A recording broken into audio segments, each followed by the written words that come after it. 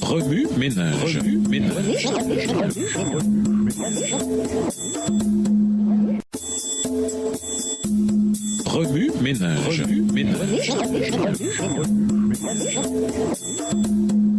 Bienvenue dans votre émission. Remue ménage. Nous voilà à la leçon de jeudi. Qu'est-ce que ça va m'apporter? Lisons Apocalypse 3, le verset 21. Apocalypse 3, verset 21. Celui qui vaincra, je le ferai asseoir avec moi sur mon trône, comme moi j'ai vaincu et me suis assis avec mon Père sur son trône. Au fil de notre lecture de l'Apocalypse, nous voyons Jésus de différentes manières. L'alpha et l'oméga, le commencement et la fin, le roi sur le trône, l'agneau immolé, le témoin fidèle et bien plus encore. Par contre, nous ne discernons pas Jésus, la source de la motivation.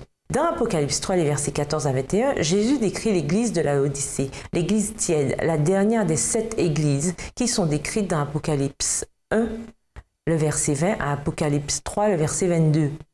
Cette église, précise-t-il, n'est ni chaude ni froide. Elle est malheureuse, misérable, pauvre, aveugle et nue. Versets 15 et 17.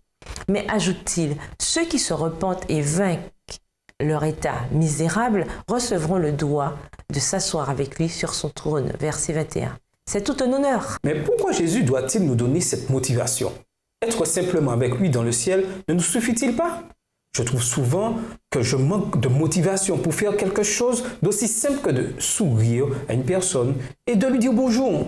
Si je n'arrive même pas à remplir une tâche simple, comment peut-on se fier à ma capacité de me motiver moi-même pour sortir de mon état misérable? C'est pourquoi Jésus est là pour m'aider et me donner un objectif à atteindre à la fin de mon parcours. Jésus nous motive non par la peur, mais par des promesses positives qui nous élèvent toujours plus. Chaque description négative de l'Apocalypse a pour mission de nous montrer les conséquences qui attendent ceux qui rejettent le Seigneur. Cependant, l'une des meilleures caractéristiques de Jésus, c'est son désir de nous montrer les deux côtés de la médaille.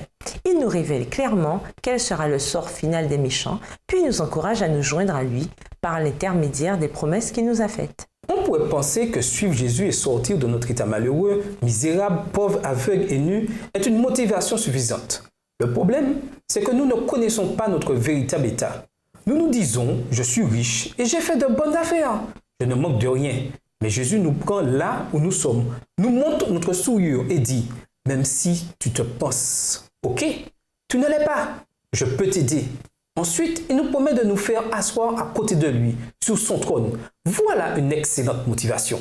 Premier ménage, si Jésus ne nous donnait pas de motivation, combien parmi nous le suivraient simplement par amour? Si Jésus offrait de vous motiver et qu'une fois arrivé au ciel, il ne vous donnait pas l'occasion de vous asseoir sur son trône avec lui, le serviriez-vous quand même par amour?